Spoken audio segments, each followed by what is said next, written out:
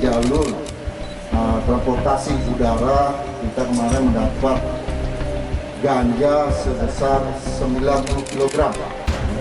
Kita tiga dan kita tanggulangi, dan yang pertama ya 90 kg. Yang kedua sebesar 3 on. Kita mengklasekan melalui barang-barang yaitu jenis kopi. Itu sebanyak 71 orang. Terdiri dari 60 orang laki-laki dan 2 orang perempuan.